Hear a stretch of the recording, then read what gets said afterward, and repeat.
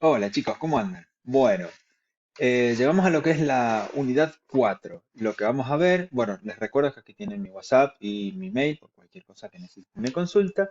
Y vamos a empezar con lo que es la parte de soluciones. Bien, en esta unidad vamos a ver un montón de cosas, ya vamos a ir poquito a poquito, pudiendo más que nada afianzar y afirmar lo que son los conceptos, pero más que nada quería empezar con nuestro querido chiste desde mi Twitter, otra vez a MolMol, como hicimos en la primera unidad.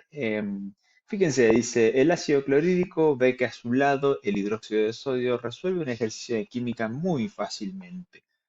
¿Cómo lo resuelves? Si no hemos visto esos temas, pregunta el ácido clorhídrico. Es que yo tengo muy buena base, responde el hidróxido de sodio. Es muy bueno, la verdad, es fantástico. Bueno, dicho esto, vamos a pasar a lo que nos compete, es el tema de soluciones. En este caso vamos a empezar a ver lo que son las soluciones acuosas, sobre todo los solutos y los solventes.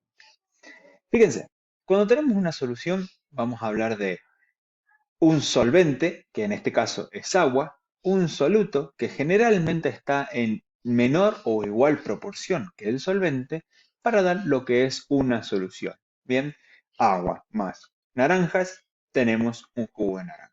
Esto nos dice la plasticidad, la versatilidad que tenemos en nuestra vida cotidiana de soluciones. Bien, todo lo que nosotros podemos llegar a observar está compuesto por distintas composiciones de la materia, en su mayoría son soluciones. Bien, solvente, soluto, solución. Una solución o una disolución es una mezcla homogénea de dos o más sustancias. El soluto es una sustancia presente en menor cantidad y el solvente o disolvente es la sustancia que está en mayor cantidad. Bien, eso hay que tenerlo claro. Y fíjense que tenemos distintos tipos de solución. Fíjense, líquido más sólido puede ser, en este caso, estoy por aquí, agua con sal. Podemos tener líquido más líquido, una solución de vinagre, o líquido y gaseoso, por ejemplo, la soda. Pero después tenemos un poco más complicado o difícil de observar, por ejemplo, los sólidos y sólidos. Bien, una solución sólida es el acero. Una solución sólida de líquido es una amalgama dental, por ejemplo. Y un sólido gaseoso, que es algo bastante difícil de imaginar si se quiere, es el hidrógeno en paladio. ¿Sí? Cuando se quiere desgasificar, por ejemplo, o purificar de alguna forma, esto es uno de los métodos. Y, por ejemplo, una solución gas sólido es el aire. Nosotros sabemos que en el mismo aire que nos rodea hay partículas que son acuosas, partículas que son sólidas y otras partículas que en general, bueno, átomos que producen lo que es la composición de lo que respiramos. Gas líquido es una niebla, bien, cuando ya se empieza a nublar un poco, ya estamos hablando de algo que hay partículas de agua, por ejemplo, en alrededor, en lo que es la atmósfera. Entonces, una atmósfera baja, una nube baja, gas líquido, y gaseoso, por ejemplo, los gases domésticos es un ejemplo de ello. Bueno, fíjense que aquí tenemos la solución acuosa, que es de los componentes de soluto y disolvente. Fíjense, el disolvente tenemos la primera etapa, que es con un delta H, digamos, a favor. ¿Qué es lo que va a hacer? Se va a expandir, ¿bien? Va a producirse. Nosotros, por ejemplo, ponemos agua en un vaso, entonces tenemos las partículas en una distancia normal, en una distancia acorde a lo que es su composición. Cuando entra el soluto, bien, que el soluto, por ejemplo, como decíamos recién, el jugo de naranja va a estar contenido en la naranja, pero cuando lo exprimimos, eso entra en contacto con el solvente en otra vez, una cuestión de que sus partículas están menos entramadas, más espaciadas. Y esto es lo que sucede. La disolución simplemente en los espacios vacíos que deja el disolvente los ocupa el soluto. ¿Sí? Esto es simplemente una ecuación que no es necesaria ni aprendérsela ni que se la vamos a tomar, pero es para observar que lo que favorece la formación de esa solución es justamente las distintas capacidades de cada uno de los componentes de esa solución para poder mezclarse con el otro. Básicamente, como decíamos recién, es la capacidad de poder separarse, sus moléculas se pueden separar para interaccionar con el resto, ¿sí? En los sólidos esta entalpía va a ser mucho más chica porque es muy difícil ese sólido que se disuelva sin un agregado. Por ejemplo, calor, una energía. Y en los gaseosos es mucho más fácil porque al estar más dispersas es mucho más fácil que se mezclen. Bien, bueno. Fíjense que los electrolitos, en este caso, la definición de electrolito es una sustancia que cuando se disuelve en agua forma una disolución que conduce la electricidad. Esto es muy interesante poder verlo, ¿sí? Un no electrolito es aquello que no conduce la corriente eléctrica cuando se disuelve en agua. Bien, siempre, siempre, siempre depende de ese compuesto su capacidad de ionización o de hidratación dentro del agua. ¿Qué es lo que básicamente vamos a ver aquí? Es que un electrolito, por ejemplo, está formado, un compuesto que está formado por distintos iones, los cuales un ion es capaz de liberar todos sus electrones y de quedarse con una carga formal positiva, y otro ion es capaz de captar todos esos electrones y quedarse con una carga formal negativa. Bien, eso es un electrolito. Un no electrolito es aquello que tiene quizás una tendencia a tener una carga positiva o negativa, pero no tiene una carga formal. ¿Bien? Electrolito, por ejemplo, cloruro de sodio, me adelanto un poquito.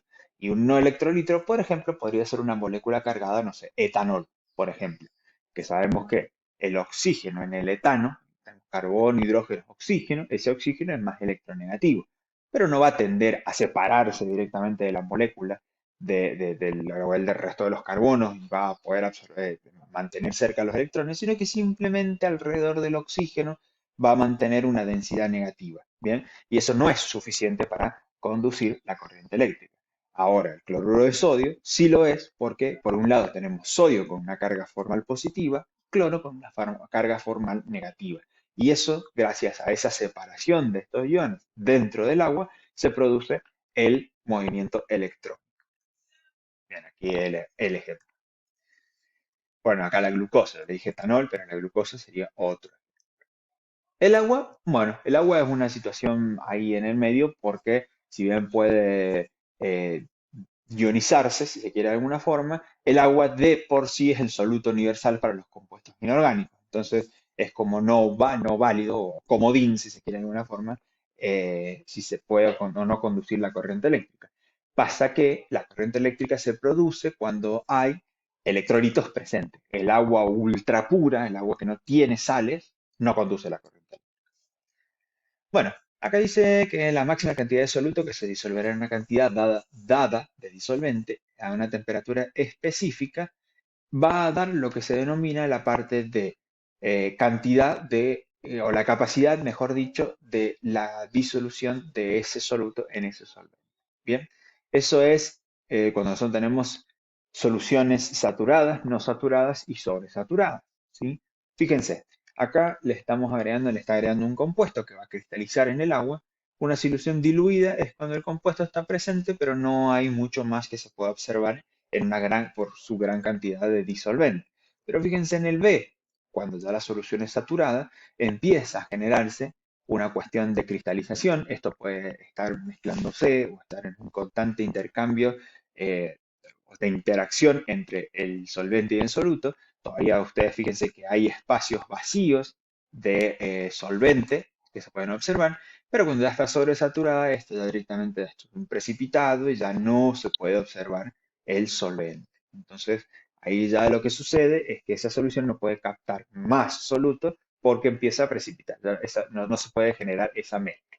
Esa delta H que veíamos nosotros anteriormente ya empieza a ser negativa, es decir, que ya no es favorable. Bien, negativa en el sentido de que no es favorable. Perfecto. Y llegamos a lo que son las primeras ecuaciones que vamos a observar de esta unidad. Aquí tenemos lo que es sobre todo las cuantificaciones que se dan por las unidades físicas de concentración.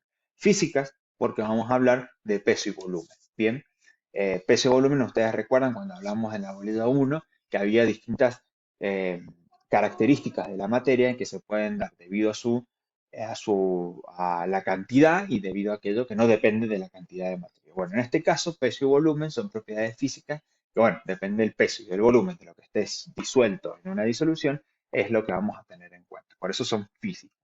Y fíjense, el porcentaje es porcentaje de peso en pesos, quiere decir peso del soluto por peso de la solución, siempre en gramos. Porcentaje de peso en volumen, acá dice gramos de soluto, siempre peso del soluto, sobre mililitros de solución.